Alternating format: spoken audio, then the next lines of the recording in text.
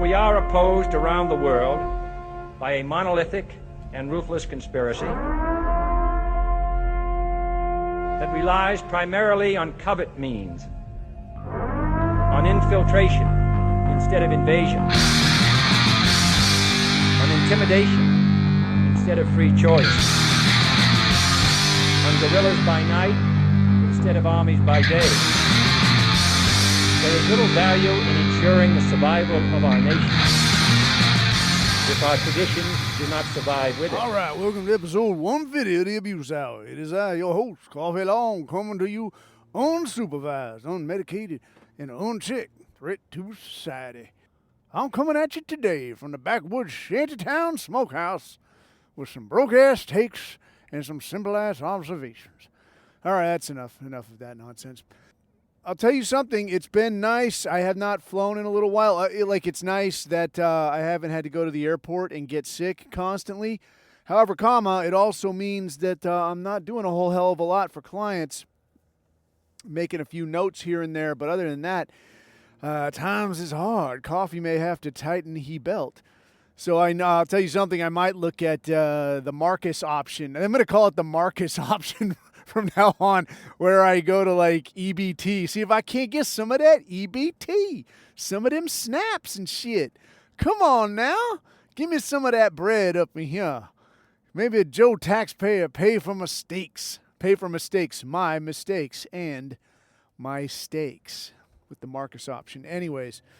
Yeah, dude, a few things going on. I'll tell you what, I'm sort of the mind at this point that the whole, almost everything is a psyop. Almost everything is nonsense.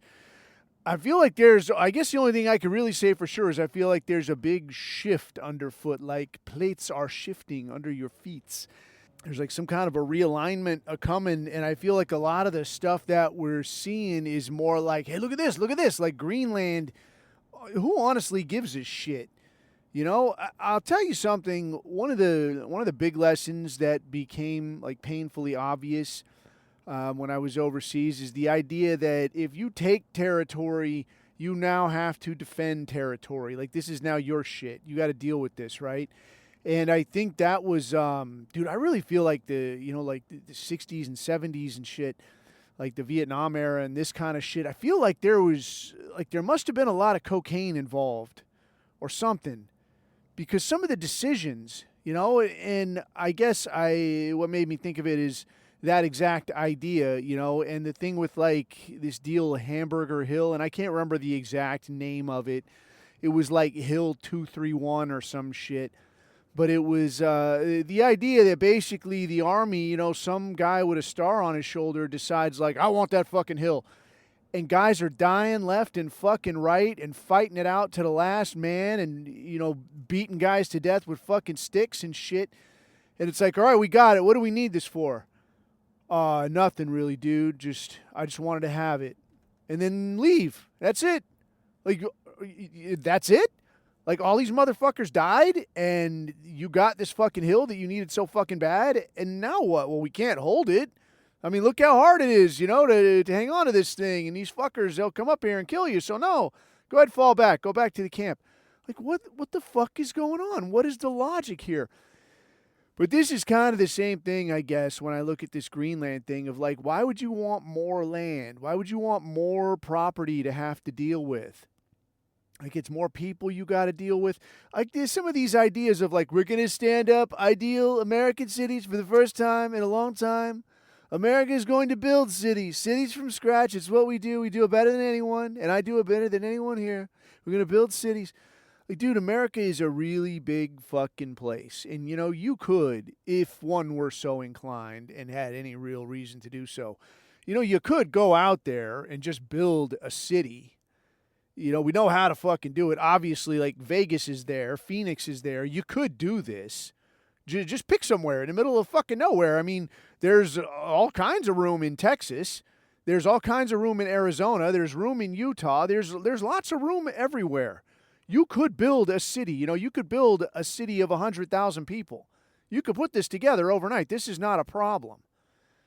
So when you're talking about Greenland, like, what's the point in this? Plus, it's fucking frozen. Plus, it's a long way from everywhere. Like, what are you going to have locally supplied? in Greenland? Nothing. I heard a few different ideas, like everything ranging from, dude, what I heard, well, like the general consensus, I guess, is that like maybe there's some minerals, but also it's like a strategic deterrent against Russia, whatever the fuck. Like, Russia's never said anything about like we're going to attack you or we're going to attack Canada. Actually, though, Canada, maybe just let it happen, baby. Just let it go. Just be still, be cool, be quiet. Let it happen. I don't give a fuck, dude. I mean, Canada. And for the bros in the chat, dude, I realize, like, yeah, you guys are cool. Canada, though, as a whole, like, what the fuck is with this place? It's not a real place, not a serious place. Anyway, so yeah, they press on with this Greenland thing, but one of the, I guess, more colorful takes, I mean, I don't know, I guess there's definitely a hipster contingent in the conspiracy community now. Like, I saw a clip of this dude, and this dude, I mean, he missed his calling, man. Like, this guy should be in the corner at Starbucks fumbling through his great novel or his, post-Renaissance neo-philosophy fucking final paper or something. That this guy is, like, every bit the hipster. Like, wearing somebody else's outdoor clothes or some shit. And he has this idea, though. I don't want to say it's a great idea, but as broke dick conspiracy ideas go, it was great enough. But his idea then was that there's all of these people you see, and they're going to put together like a PSYOP headquarters in Greenland, and it's going to be where Palantir is stationed and where they hoard all of your metadata because it's Greenland. What are you going to fucking do about it? You going to go over there? No. That's why they're doing this. Like, it's whatever, whatever. And I guess in some sense, I'll tell you, dude, the more the shit spins up where guys are talking about, like, man, you got to be careful. They're going to come to your fucking door. Choose your own adventure, friendo. I mean, I'll tell you what, dude, the way that shit is now, where you've got Minneapolis with Nog sitting on the trunk of their car, Don Lemon rolling into churches mid-service to shit talk people and for these boons to scream and yell as like parishioners are sitting there trying to shield their children from chimping protesters. No, friend, no. So if that shit is going on and in the middle of all this kind of thing, somebody's got the stones to go, you know what, though, this coffee guy and his talk, not even in front of an actual person, just the talk that he records and puts out, that we need to do something about that. And you want to show up to the pad?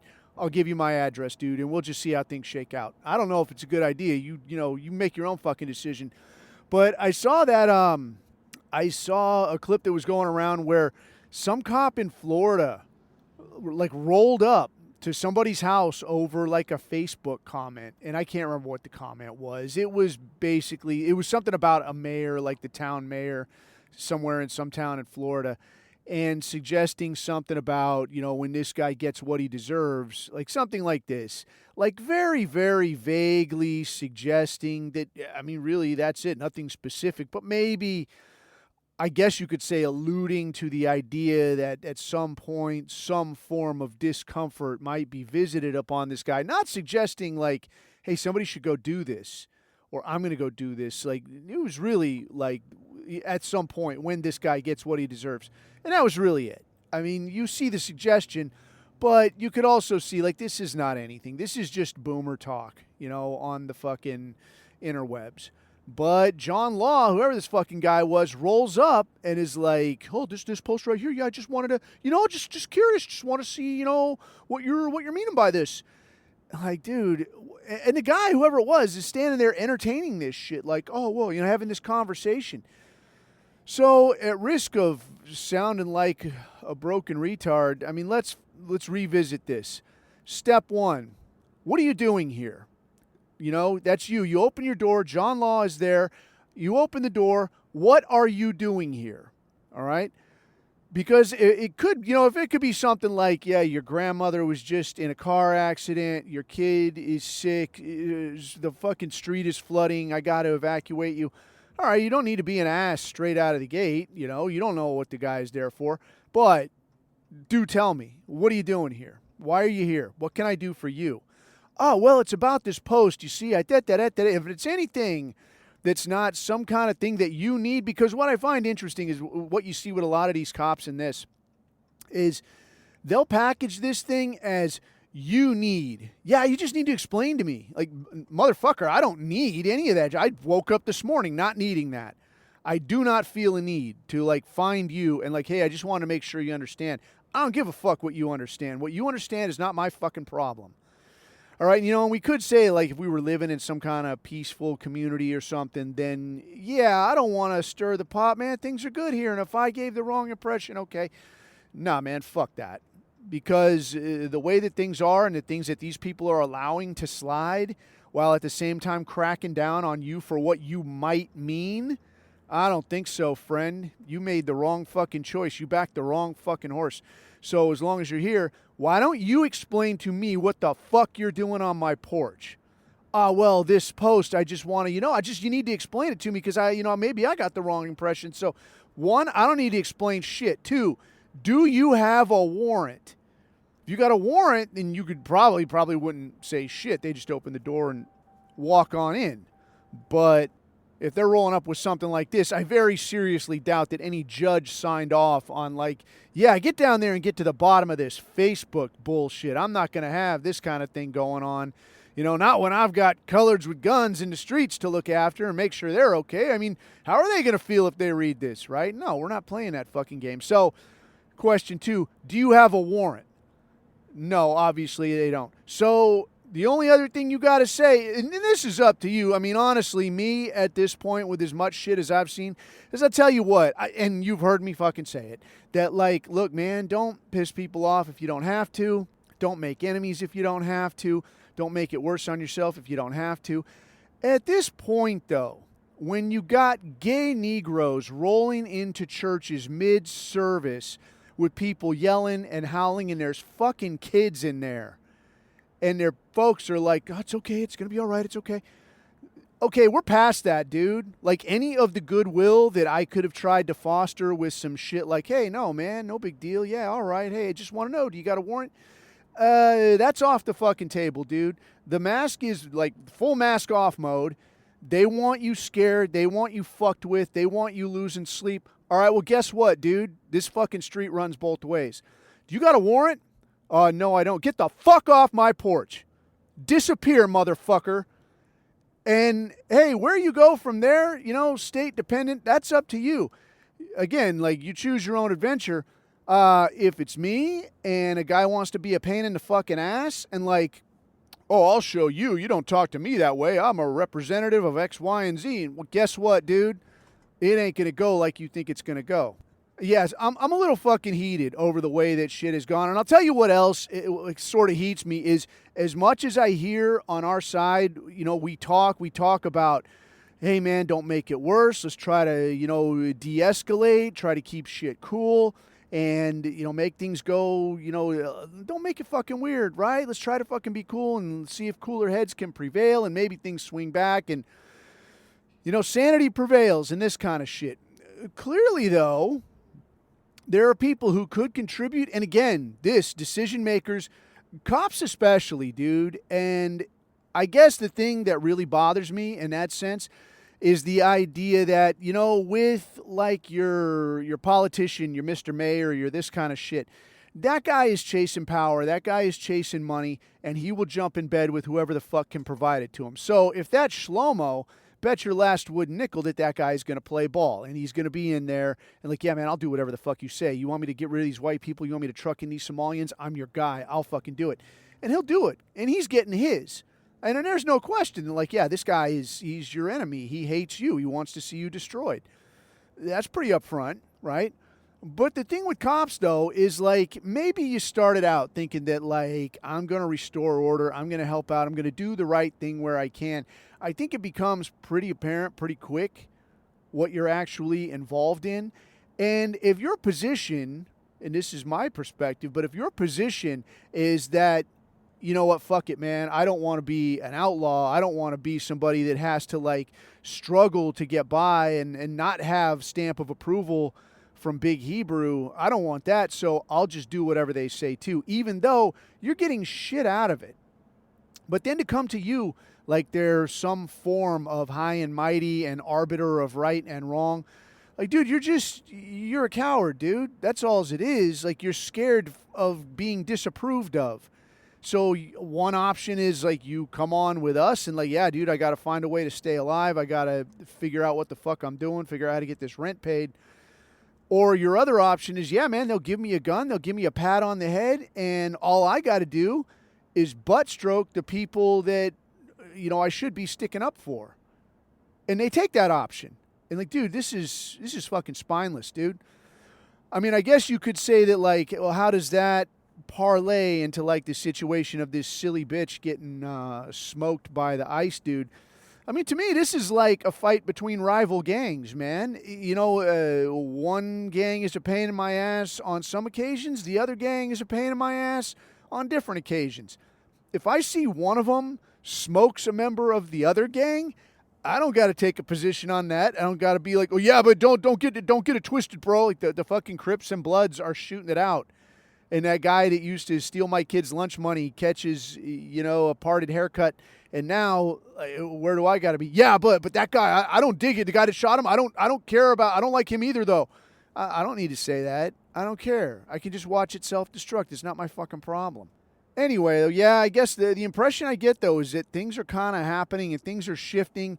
And it's like there's some kind of an odd post-apocalyptic anarcho-tyranny coming online. And I guess maybe they don't even know exactly what kind of stunt they're trying to put together, but it definitely feels like things are happening, man. So I guess stay tuned in that sense. But before we move on, I'll hit some of the admin stuff. If you dig any of this, you can find it, send it, share it, dig it, hate it on any of your major platforms, your Apple, your Spotify. Still available on YouTube, and of course the best place to listen to this, t.me/The Abuse Hour on Telegram, where you can get into the associated chat and dig the Goon Squad in there. Oh, and if you want to kick down a couple bucks, that's fine too, man. There's a buy coffee a coffee link in the description, and if you want $5 a month, man, you can join the Goon Squad and talk shit to all the dudes in the chat. It don't cost you nothing to do that anyway. Just if you're into it.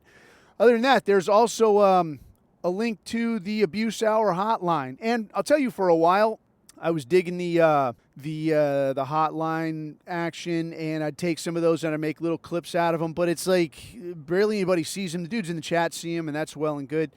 But what I started doing more recently is I just take it and clip it and then put it at the beginning of the show. I think a lot of times it makes for a cool intro to the show. It's right there in the description. You can check it out, leave a message, leave an observation, a take, some hate, some love, whatever you like. Anyway, the only other thing I want to pass is I don't get sponsored by anybody, but I will shill for like a white-owned business putting out stuff for white people. So, Above Time Coffee, if you got coffee needs, buy it. It's good stuff. They don't give me anything. I just shill for them. Put it in a cup, put it in your mouth. It's for you. Right, on with the show. So, I had the misfortune of coming across some of these Nick Fuentes, these clips in this situation. I mean, that guy, it's gone wrong for him pretty quick, I would say, man. Like, the question was out there, like, is this guy kind of gay? And people would, people would get, righteously heated because you don't want to come down on a guy like he's a Fed or some kind of, lobster trap or something if he's not. But just since, like, the Charlie Kirk thing, it really does seem like this guy got the offer that, like, hey, man, we'll put you on.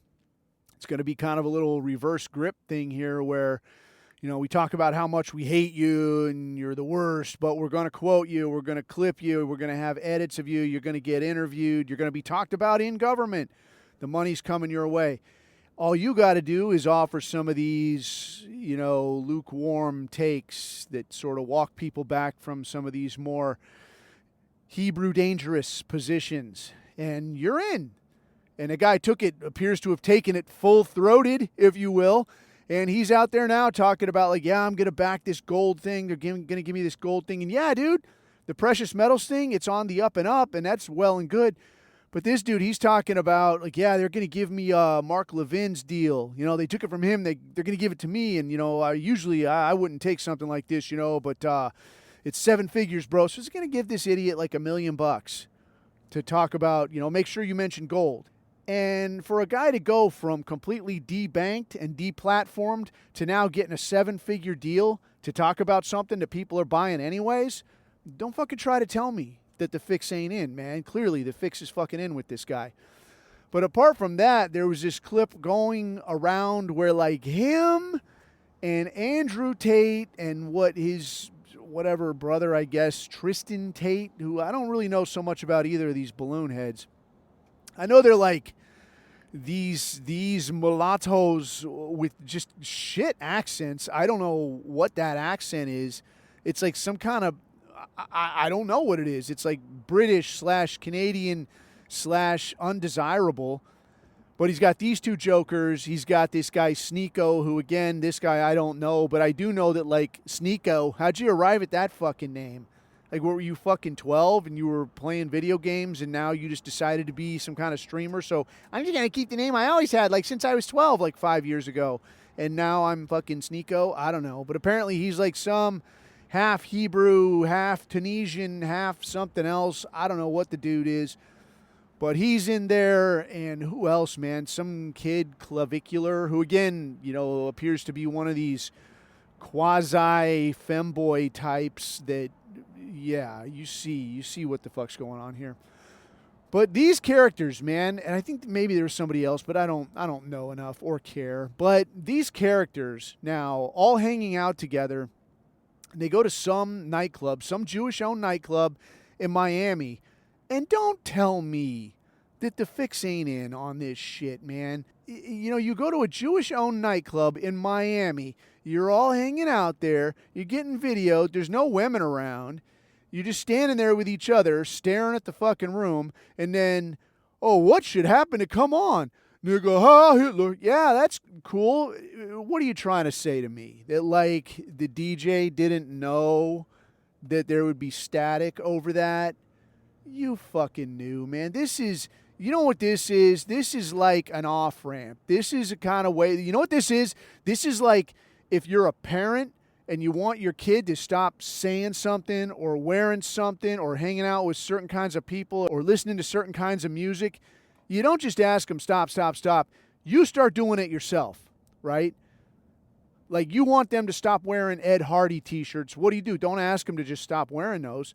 You go buy a couple and you start wearing them around. They're going to be like, man, this is some shit my dad would wear. I'm not doing this. You start playing the music that you don't want them to listen to. And you're like, yeah, this is pretty sweet. I could see listening to this. Yeah. And they'll be cool with it for like a week. And then they'll be like, you know what? No, this isn't cool, man. My dad listens to this. And it's going to be gone, dude. I don't want any part of something that's like, you know, oh, man, this isn't cool. And that's what they're trying to do, for my money, with the entire white nationalist movement and, you know, the yay thing and all of that stuff. They're trying to piggyback these pinheads on top of it and have you be like, yeah, this isn't really that cool. This is stupid. I'm going to go watch sports ball. I'm going to go get high someplace. That's my big to-do.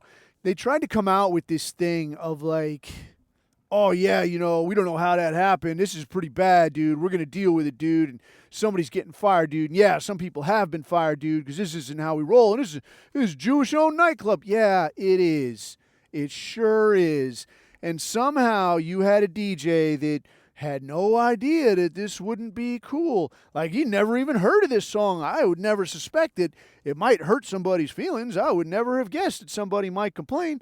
For my money, this entire thing is on purpose, completely deliberate, and it's designed to make you say, like, oh, what a bunch of dorks. This is stupid. I'm never looking at this kind of stuff again.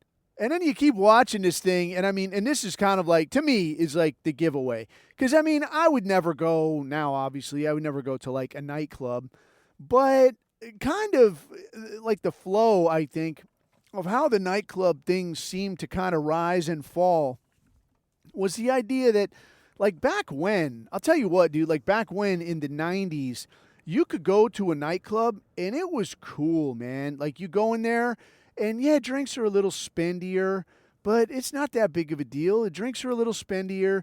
You're going to go in here. You're going to see some girls, like, dressed up real nice. Like, they're really going to put some effort in. And then You're going to hang out. There's going to be some good music. You shake your ass a little, whatever, talk some shit. Maybe you get a number. Terrific, dude. All of this is great. But what you ended up getting as time went on is you get Africans. You know, you keep this up, you're going to get Africans. You want Africans? Nah, man, you don't want that. So you get these Africans, and they're fighting people, they're beating people up, they're selling drugs. There's all kinds of things like this going on. And you don't want any of this, man. This is not any good. So coupled with the idea that, you're going to end up with a lot of really shitty music, like just horrible music to listen to. So now it's like, there's nothing in here for me. There's literally nothing here that I want. It kind of degenerated to the point that, like, these women are legit. They're only in here to bleed you dry. Like, they're going to come around. They're going to shake a little ass. Oh, my God, I like your shirt, your hair, your sneaks, whatever. And they're going to get you to buy them some stuff, buy them some drinks, and then they're going to vanish. So it becomes like this kind of I don't know, how can you say, like an evolutionary cycle. Like, this is how this is going to go. And before long, nobody's going there anymore. Women are going in there, and at best it becomes a thing, or at worst, but it becomes a thing where, like, these women are in here looking for somebody to bleed dry. These Africans are in here looking for somebody to either assault or sell drugs to, and there's nobody in there with actual money. Because who's actually in there spending money? Maybe some of these Africans if they're selling enough dope. But other than that, it's like, no, dude, white men aren't going in here because this sucks. I don't want to hang out with Africans. I don't want to listen to booty music. I don't want to be hassled nonstop for like, hi, do you want to buy me a drink? No, I don't want to buy you a drink. Shit, no. Can I have some of your bottle? No, you can fuck off, is what you can do. This is not fun. So it was definitely like a rise and fall of like the nightclub thing. But, even then when you get older, it's like, dude, I don't want to go anywhere. I don't want to be around people. I don't want to talk to people. I don't want to be in a fucking crowd. Because I had thought of this, when I was looking at this video, I was like, it did make me kind of think back to times when, like, if there's like some good music on or there was a really good DJ and you could sit there with a decent drink, maybe some of your friends, bullshit a little bit, listen to some good tunes, and it's like, this is pretty sweet. This ain't bad at all. But then I start thinking of everything else involved with, like, where am I going to park? How far am I going to have to walk? How much is this going to cost? And then, then the Africans and then the women and then all this shit. And I'm like, dude, fuck this. This sounds stupid. So just the idea, like right out of the gate of like, yeah, let's go to a nightclub. Like, this sucks. And dude, how old is fucking, what's his dick there? Tate, Andrew Tate. How old is that? That guy ain't spry. What's that guy up to? What are you up to, screwball? Like, that ain't a way to behave. So, when I look at this thing, man, all I can think is like, yeah, this is a con job. This is not a real anything. So, yeah, I don't know if there's really much else to say about Nick Fuentes that hasn't been said about catching AIDS in a bathhouse. So I think we'll leave that at that. Moving on, though, man. Something I posted in the chat this morning that I just saw like a really quick clip of that made me laugh, and then it made me think of like 100 other things. But I saw this deal where they've got this thing in Denmark called the Human Library, and where you go in there, and the idea is you go in there and somebody shares about their life, about their own personal experience for like a half hour, and you sit there and you listen to like, yeah, this is my deal and here's my situation and whatever, and you just listen to people. And I thought, initially I thought that could be pretty cool, like you could get in here and listen to this and be like, what am I hearing about, man? What am I listening to over here? And it could be, maybe it's like an astronaut, maybe it's like a guy who survived cancer. Maybe it's that woman that escaped from North Korea or something. I lived on rat meat for a month and had to get out of it. Like that, I'd listen to that for half an hour. Like, tell me more, man. Like, you got some questions and, like, what was the music like? What were the people like? Tell me these stories. Tell me something cool. But, when I look at the picture that goes along with the Danish Human Library, it's pretty clear to me that it's not any of these things. It's nothing cool like this. What it is instead, apparently, is like a bunch of jerk-offs. It's like the Victim Olympics is what it appears to be, really. That's all this is. And you're going to sit here and listen to this stuff, and you're going to hear about how hard it is to be a refugee, and you're going to hear about just nonsense. You know, what it's like, because like you look at the picture, and like, mind you, again, this is in Denmark, and they've got a picture. In the picture, there's like people that are, you know, obviously sitting in like a library type thing, but one of them is clearly listening to like some Buddhist monk, and then the other is like over there being lectured by an obese woman. So I'm like, how interesting is this? This isn't interesting at all. This sounds absolutely horrible. Like, it's just the Victim Olympics. Like, you're going to go in here and you're going to hear about, like, you don't understand my metabolism and my father was abusive and did. And if the state would just see its way clear to give me a couple dollars, then I'd, you know, be able to get by because I can't right now because I have a lot of special needs. Like, what? What is this? So it's probably pretty lame, but, you know, I feel like it really sucks, too, because I feel like it could be like a really cool thing, I think.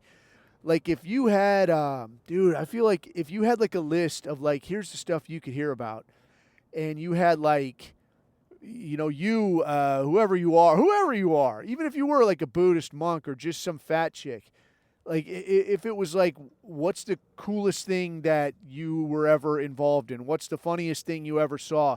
Who's the most famous person you ever met? What was a time where you thought you were completely dicked and then pulled yourself out of it? Any of this stuff. Like, what's your most embarrassing moment? You know, what's your most embarrassing moment as a person who escaped from North Korea, right? I mean, I really feel like if you were sitting with somebody who escaped from North Korea and one of the things was like, what's your most embarrassing moment? And they're telling you some story, like, that to me would probably be the kind of thing that really changes your perception. Like, what's your most embarrassing moment? I've never been to North Korea. I don't think I know any North Koreans.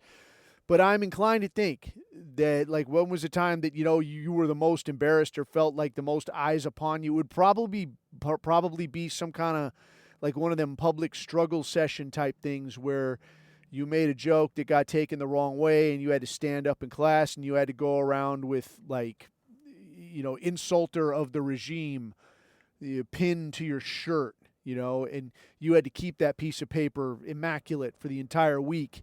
You know, so that people can read it. Like, don't crumple it up. Don't spill something on it, you infidel. Like, that, you know, I feel like you could hear a story like that and be like, fuck, dude, that's a different world. That kind of, you know, that changes the way you know, and I'm not saying this happened. I don't fucking know from North Korea. I'm just saying that, like, if you hear something so far off like that, it might make you think of your own thing a little bit differently. And also, too, I want to think that, like, if it was, I don't know, French runway model or Russian ballerina. Like, what's your most embarrassing moment? Probably something stupid, you know, like a French runway model. Like, I went to go out and I realized that I had two left shoes and I had to walk the catwalk and two left shoes. It was so embarrassing. I don't know what I'd think of that, man. Like, would I be embarrassed? I didn't fucking put this outfit together. I don't know if I'd be embarrassed or not. I'd be like, I don't know. Am I embarrassed? Not really. This isn't my fucking fault. Might I fall over and look stupid? Yeah, that might be a concern. I don't want that to happen either. But I don't know. It would. I think those kind of things would prove interesting. You know, it could be like, this is a really cool experience. Like, you could talk to some interesting, rare type of people, and you could probably hear some pretty interesting stories that might make you think about the way that you see the world or the way you see yourself, or like, maybe my problems ain't so bad, or maybe I am a little bit of a hard ass and I'm more surrounded by sissies. It's just like, you know, a way to think of the thing, you know? I think it would be fucking cool. But you don't get that. I very seriously doubt you're getting that. I think instead you're probably getting like, see, you have white privilege. You should give this guy money. Like, fuck off, man.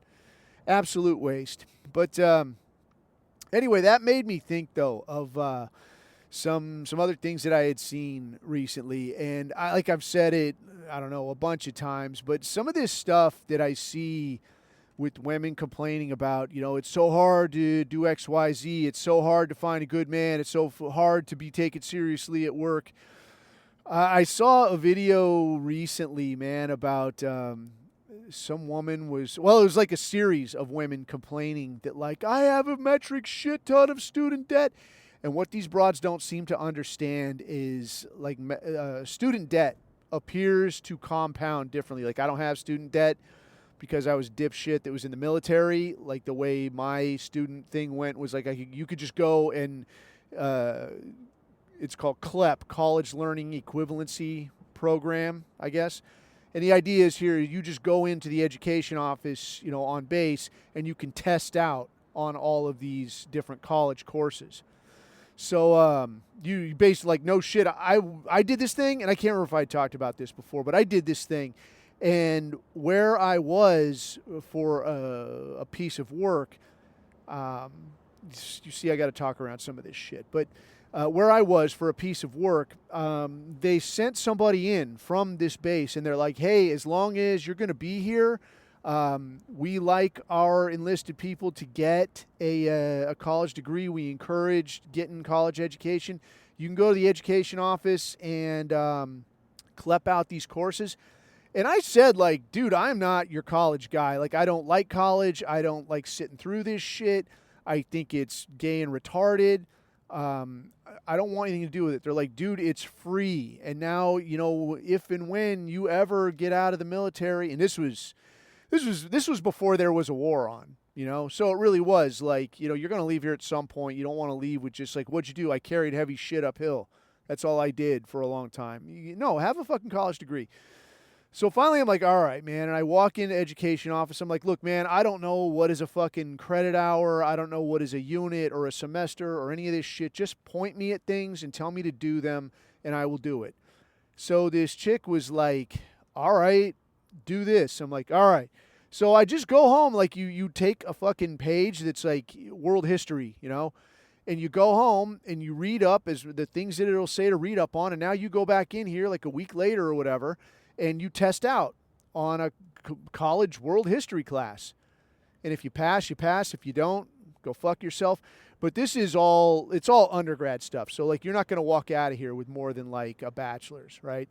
But the deal was, like, you test out on damn near everything. And then every proper college will have, like, the bare minimum that you have to do with their school, because they want to get paid too, right? So they'll have the bare minimum that you have to do, and then they'll take all of that credit. They'll accept all of that credit from these CLEP fucking deals, and they'll just hand you a fucking degree. So I did this with an associate's degree, and I was like, this ain't hard at all. Like, I just walk in here and, like, what do you want me to read about? Read about fucking Elizabethan poetry or whatever. Like, all right, got it. And go home and read about this, walk back in here. And so, like, the bachelor's level courses, like, you want to laugh? You want to laugh? Check this out. I did history of Nazi Germany, like, back before I had any idea what I was talking about. And I walked in there and handed them, like, the absolute NPC answer. Like, I mean, for as much as we understand about, the era between 1920s and 1945 Germany, yeah, or even Europe at large, for as much as we understand about it now, and knowing that there is a lot to know, there is a lot to understand. It's not like, just one day these industrious people, they woke up and they were like, you know what? We're in the middle of an economic turnaround, but I've got an axe to grind, and I'm going to throw these idiots into a camp. And they did it, and it was horrible, and they hurt a bunch of them real bad in a way that nobody has ever been able to duplicate since. And then after 1945, they all of a sudden woke up and were like, what happened? Where was I? And then everything was okay again. But that was basically what I wrote. That, like, there are fucking scapegoats for economic hardships and da-da-da-da-da-da. And turn this trash in. And I mean, it was really like the essay piece of this was like not more than one written page.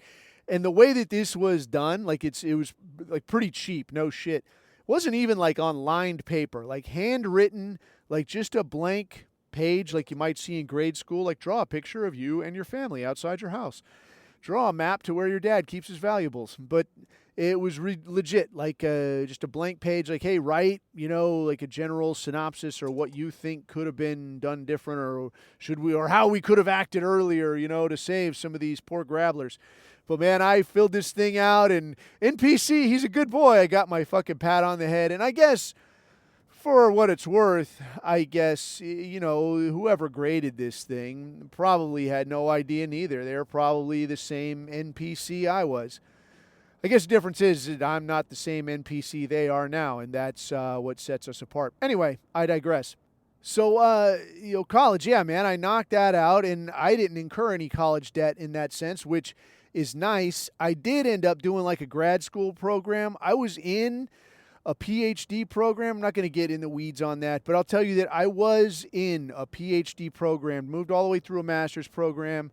I was in a PhD program. I got through all of the coursework, and I got to working on the dissertation. And this was, just being able to CLEP courses, like just do equivalency tests and such for most of my college experience, if you will. I missed out on a lot of, I didn't understand that, like, when you say that colleges are liberal places, I didn't understand completely what that meant. And me being, recently red-pilled at the time, I was approaching this thing, and a lot of the coursework that I was writing, because it is all writing. You're not taking no fucking fill in the blank or like multiple guess tests. Like, it's write me 10 pages about this shit. Like, it's no joke. So I'm doing this shit, and I'm writing things that are going to get you thrown the fuck out of here. So I'm doing this, man, and it becomes like, by the time I got to the dissertation piece, it was very clear that, like, the word was out, and it was like, you are not getting through here, dude. There is no way in hell.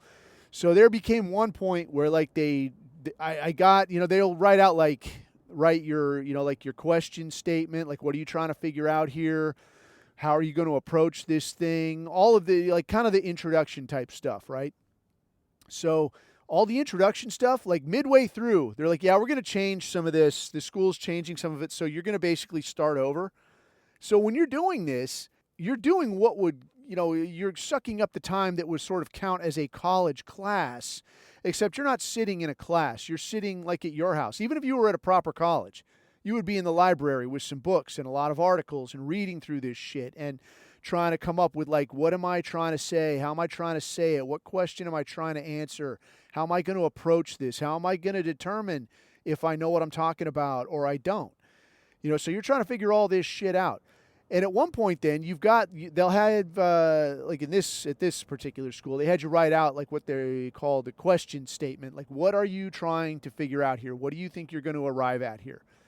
So you write this out, right? And they look at it and say, all right, good. Now move on to this introduction piece. So what you're going to do is you're going to take like your initial introduction, your statement of the problem, your question statement. You're going to put this shit together. You're going to put it with this, and you're going to write this thing over here. Put all that together. Hand it to me. All right, so I do that. And the next morning, I get like, whoa, plagiarism issue here. We got a serious plagiarism problem. We ran this through the plagiarism detector computer. And dude, like 90% of what you turned in is written somewhere else. And I said, yeah, asshole, I wrote it somewhere else. It's what you fucking told me to do. You said, write this shit, put it all together, add this, and turn it in. The 10% that I added is this over here. Everything else is the exact fucking same, what you said to do.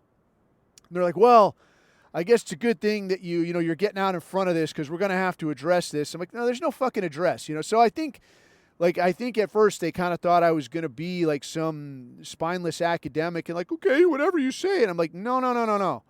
If there's a fuck up here, it's your fuck up. I did exactly what you said to do. Okay, well, just so you know, though, just you need to be careful. I'm like, no, you need to be careful. Tell me what you want me to do. Don't tell me to do some shit and then tell me I did it wrong. Okay, well, but I mean, from beyond that and onward, it was like, there is not a way you're getting through here. So I worked on the dissertation piece of this thing for like a year and a half. And every single time I would turn this in and they're like, yeah, no, this doesn't really meet our criteria. Go ahead and work through it again. I'm like, well, look, you're getting paid a nice piece of money to be here so I can do this. Why don't you tell me what's not right about it? You tell me what's fucked up, I'll fix it. You tell me what you like, I'll leave it and build on it. I don't know, dude. Just, you're going to need to look through this and figure. I'm like, all right, man, fuck you. So I called and I said, all right, I'm going to tell you what I'm going to do. You guys are going to cover the costs for this, this, and this.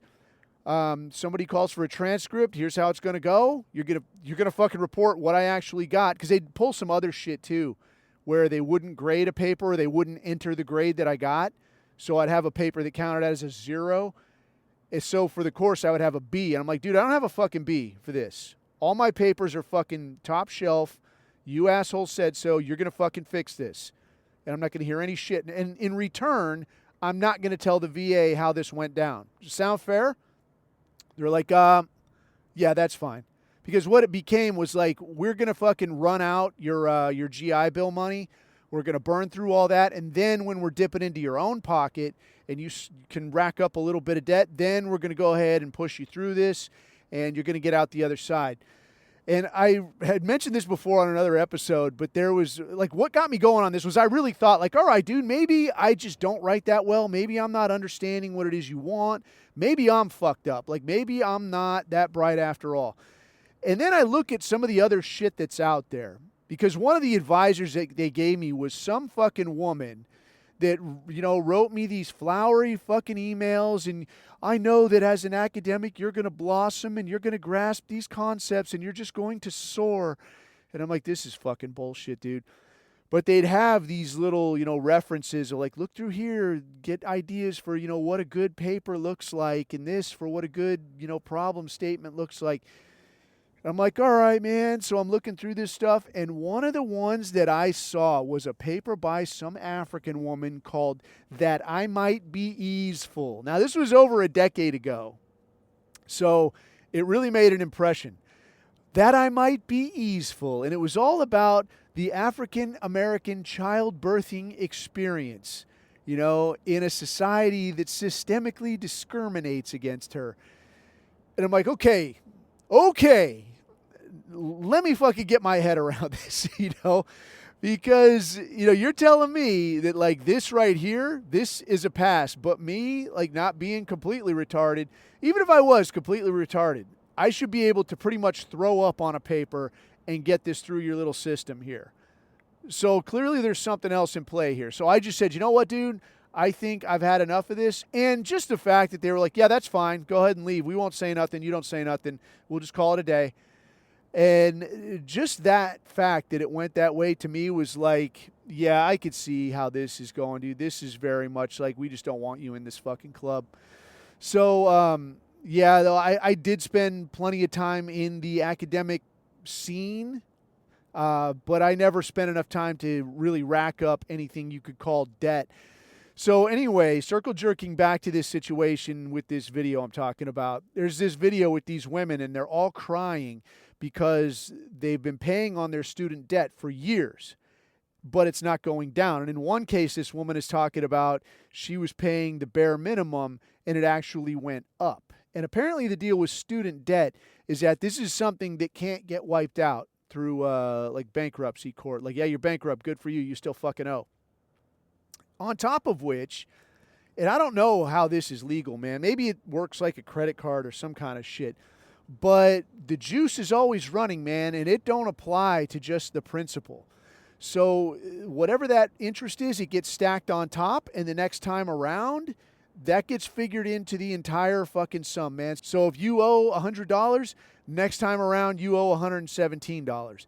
And the next time it's not just another $17, it's going to be on top of that. So, I mean, the juice is running, man, and it's stacking up. And these women are crying that, like, I have to work some shit job, and I have to live just hand to mouth, and I have to cancel everything. I can't even have Netflix. I got to have my heat off, and I got to save every nickel to pay this off. And on one hand, I want to be like, yeah, that sucks, man. The college has got a hold of you and got you by the fucking balls, and now this is happening. But on the other hand, I got to be like, well, hold the fuck on, because who are you complaining to? You know, and hey, you know, I'll tell you what, before I even continue, I'll say that, like, the women, you know, again, with the caveats, but the women in our thing who do have a lot of these easy day, free pass type shit laid before them and still take a pass on it and say, you know what, dude, I'm going to make the smart move. I'm going to be somebody's wife. I'm going to be somebody's mom. I'm going to make somebody's home. Tip of the fucking hat, man, because that shit is hard enough to do on its own, but to do it when you've got, hey, here's free everything. Here's all your dreams come true. Here's burn it at both ends, laid out right in front of you. You can have it if you want. To have the fucking spine to pass on that shit, to do the right thing, which might prove uncomfortable and unrecognized, hats fucking off, dude. I'll recognize that shit. But this situation is much different, man, where, these women, maybe I'd like to think that at least some point they had one person say, why don't you get married and have some kids? No, I don't want to do that. I'm going to be whatever the fuck. I'm going to college. What are you going to even be? I don't know. I just want the college experience. I want to go to college and get fucked up and drink too much and make a fucking fool of myself. And now they go to college and they're taking these goofball fucking classes. But guess what? That shit ain't free. And far from being free, that shit ain't cheap. So now you take these fucking classes, you get out, you got a shit ton of student debt. And this is what I was getting to is that, yeah, it sucks. I understand it sucks. Try being a man where there is no law that says people have to hire you. Try getting this paid down as a man where there's no law that says you have to be promoted as long as you maintain a pulse. Where you could say like, oh no, y'all discriminating me. I need to, I can't be fired. If I fail, it's because of you, not because of something I did. Try doing it that fucking way and pay this shit down. And if you were a man, try fucking complaining. Like getting on here. Imagine a fucking white man getting on here saying, yeah, this is fucking bullshit, man. I have these student debts. I can't pay it down. What do you think people would say? Fuck you. Nobody gives a shit. Because that is the 1,000% God's honest truth. Nobody gives a shit. So when I see this thing, man, and I see this thing with these women complaining, I feel bad for a person who got trick fucked. But at the same time, man, I have to look at this in a broader sense and say, look, dude, I don't know what the fuck you want from me. We're hating life a whole fuck of a lot worse than you. Look at the way that a modern woman is afforded the opportunity to live.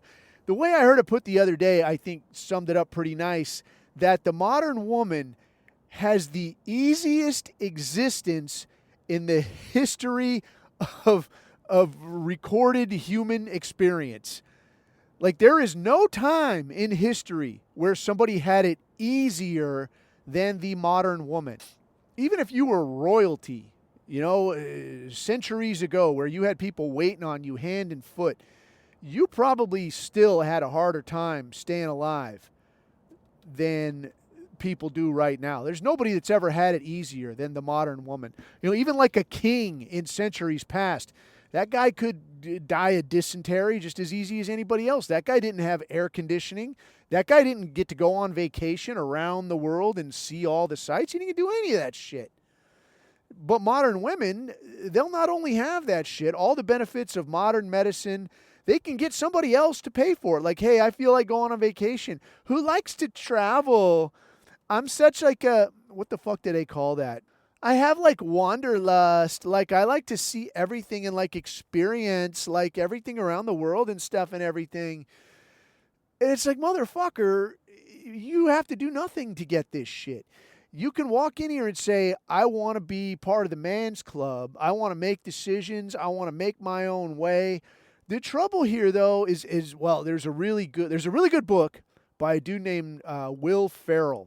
So not that dipshit that makes the broke dick fucking movies that used to be funny a long time ago, but a guy named Will Ferrell that he was doing writing like about this kind of feminist type shit like years back, dude. And the way this dude described it was, it's not the glass ceiling, because there's really no such thing. A woman really is, in a corporate or work setting, really is only impeded by her ability. Like if she wants to be an astronaut, she'll get a shot. If she wants to be a fireman, she'll get a shot. You want to be a jet pilot, you'll get a shot. A man could want to be any of that shit. You can want in one hand and shit in the other. I want to be an astronaut. Go fuck yourself. How's that, astronaut? Take that to the moon, We don't need another white astronaut. We got plenty of fucking astronauts. Fuck off. That's what you're going to get. But, and I saw this in the military, on the regular, constantly. So what you'd see was like, I want to be this, or that. You'll get the fucking chance. But a woman is limited by her ability, in the modern world. So when she fucks up, and she will fuck up though, it's not going to be on her.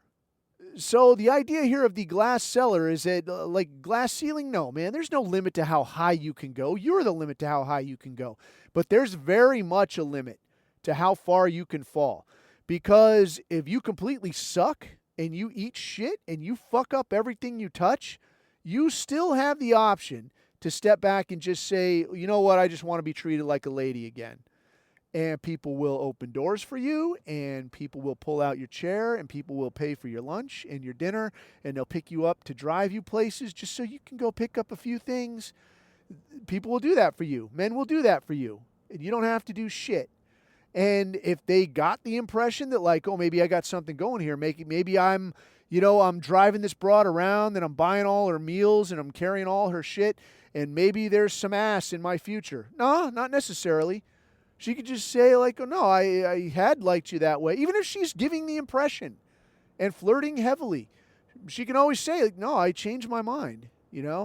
I don't feel about you in that way. And you have to accept that. That's the news, because she's a lady. You have to treat her like a lady now. But what I think is interesting, and this was something that I had actually recorded on this last week, but I forgot to get to kind of the main point of it because I was so spun up.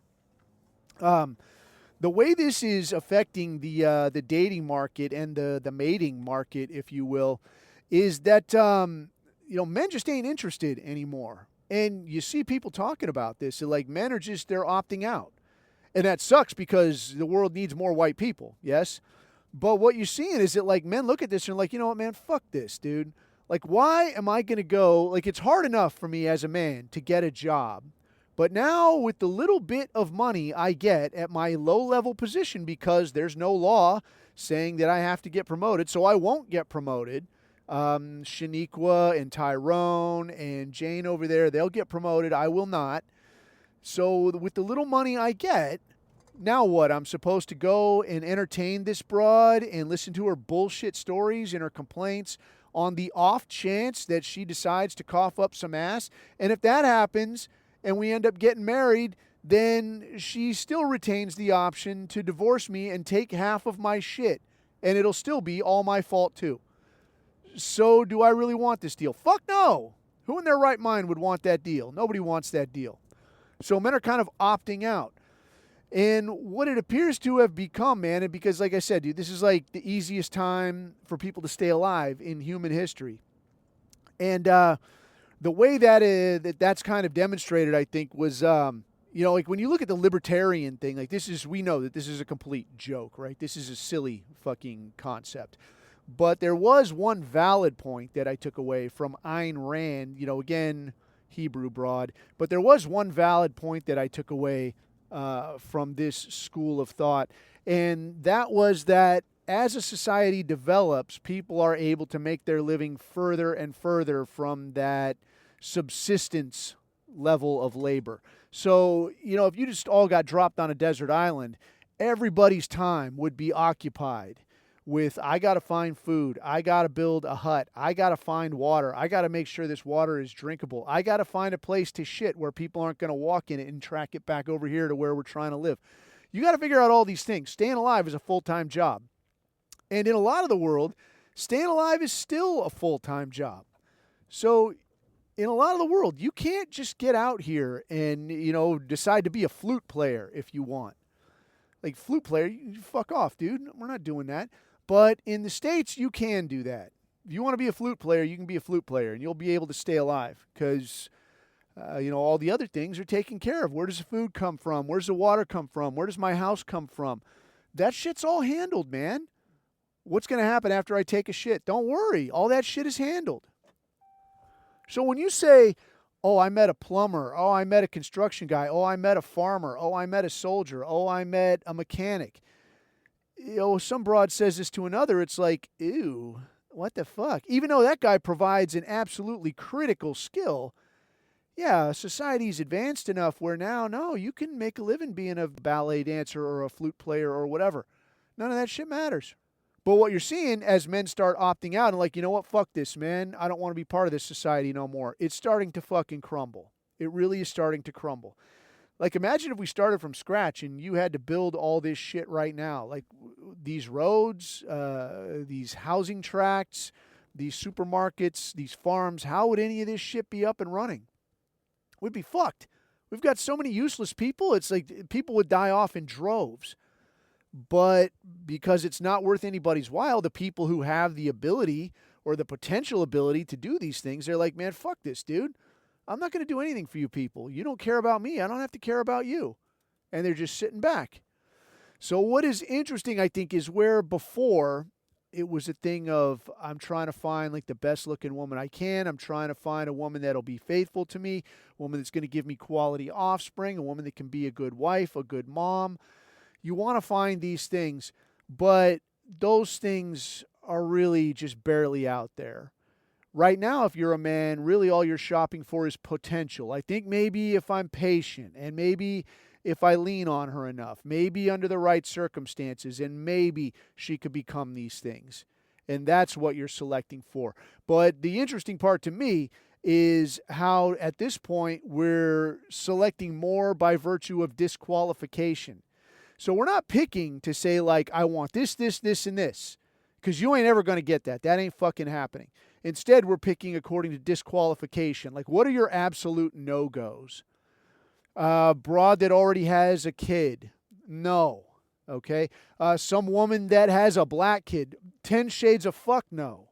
All right? A woman who used to date black guys. No. A woman with a metric shit ton of student debt. No. Fuck no. All right? So these kinds of things. Some woman that's going to go to protest and has an arrest record. No, I'm not doing that. Even if she's good looking. Fuck no. I'm not dealing with that shit. So I think that's kind of where we are. Like, oh, she needs to travel. And by travel means like, I'm going to go fuck Indian guys in a hostel. No, I'm not interested in your little wanderlust thing. Not doing that. So it's interesting to me that men are willing to step back and say like, you know what? Let society crumble a little bit. Let it fall to pieces. Let these bitches starve. I don't care. Because when I can't get what I want, now I have to select for the things that are absolute no-goes. Now I have to select according to the things that I simply cannot abide. And then that's how we'll move forward. But I guess kind of to wrap it up then, how that seems to apply to the bigger picture is something that I think we can take a little bit of a white pill out of. Insofar as, I see so much shit in memes because I think what's cool with memes is that it sums up a lot of big ideas in a very small package.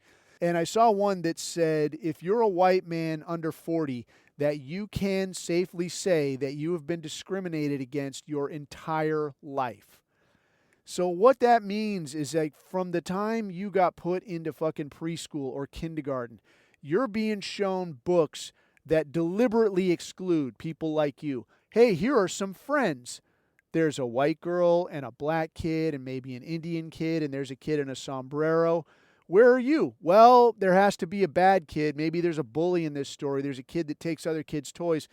That's you, blonde kid. That's you, blonde boy.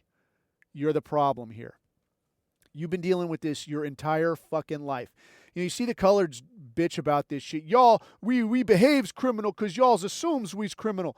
Obviously, that doesn't fucking fly because white men have been hearing this shit. Again, if you're 40 or under, you've been hearing this shit your entire life. You try to get into university? No, we don't need you here. Yeah, but my scores are really good. I'm a two-sport athlete or whatever, and I got straight A's. I don't give a shit. Fuck off. We don't need you here. We don't want you here. You're not welcome here. Other kids go to school there, and what do they hear? Who's the problem? You, white man, you're the problem. You go to get a job. What are you going to hear? Well, yeah, you got all the quals here. You probably do good work here, but guess what? We're not hiring your kind. So, again, fuck off. Once you do finally get a job where you're the absolute best qualified person in the building, you're going to get ridden like a free horse. You're going to handle all the shit that everybody else fucks up. And when you finally lose your cool and you're like, listen, bitch, I can only do so much. Let me do my job in peace so I can unfuck what you did just yesterday. Now you're going to get fired. You're never going to get promoted, but you can very easily get fired. So the point here is not just to bitch, bitch, bitch. The point here is to kind of clarify, like, look, this is a situation you've been dealing with. and you've been dealing with it your entire life. I've been dealing with it most of my life. And I remember, like, I do distinctly remember, like, a point when I was a little kid and, like, oh, he's cute. Oh, he's this. Oh, he's that. And you kind of feel welcome. And then, like, sometime later on is when you start feeling that sense of, like, we don't like you. We actively don't like you. The machine does not like you anymore. And you're like, God damn, what did I do? Doesn't matter. You didn't have to do anything. You're alive. That's the problem. So apart from just bitching about it, though, what I think we can take away out of this, and this is kind of the white pill, is as you look around and as society continues to crumble and the world around us continues to crumble and you see people start to shift to panic mode, you see these white women losing their fucking minds. You see coloreds, their natural response is just to destroy anything in arm's reach. Yeah, rape it if it moves, set fire to it if it doesn't. That's their natural, that's their go-to, right? But as things continue to go to shit, do take some heart. Like, don't think that any of that panic needs to apply to you. And why? Because you come from a long line of men who built what we see around us. Any great city, any way of getting from here to there, any combustion engine, who the fuck do you think built that? You did. The blood of the people who built that mechanism, who built that city, who paved that road, it runs through your veins. You have it in you to build it again. You could do it again if you want. What's it going to take you? It's going to take you a little while, sit down with a couple of books, figure some things out, right? But you could do it. These people, they're in fucking flail state. They don't know to shit or go sailing. If you stop putting out, they are fucked, all right? So they have to be in panic mode. You have been getting fucked with your entire life. You have lived, not just lived, but survived and thrived. And still getting together in groups like this to tell each other, hey, man, it's going to be okay, man. We're all going to make it. Everything's going to be cool. So when you look around, man, and things look bad, don't let their vibe fuck you up. Don't let their sense of, oh, shit, everything's really bad, ain't it? Yeah, it's been really bad. Nothing's changed for me. I'm still fucking struggling. I'm going to keep struggling.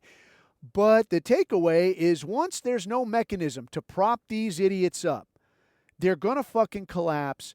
They're going to eat shit. They're going to starve off by the millions. And then who are they going to come to, man? They're going to come to you, who is doing now what you have always done. Moving ahead one step at a time, whether that's for you or that's for the society around you. So don't let these fucks sell you short like nothing depends on you and you don't matter. These people are like children telling mom and dad that they're independent now because they got some broke-ass part-time job at McDonald's and I'm making my own money. I'm independent. No, you're not. You never were and you never will be. So with that, put the fucking feather in your hat. Wear it fucking proud. It might sting for a little while, but it's going to be okay. We're all going to make it. And with that, feel free to leave this stuff someplace somebody can find it. Because like we say, man, the world needs more people like us. And until next time, keep your eyes on the horizon. Keep your neck out of the noose. I've been Coffee. These are my takes.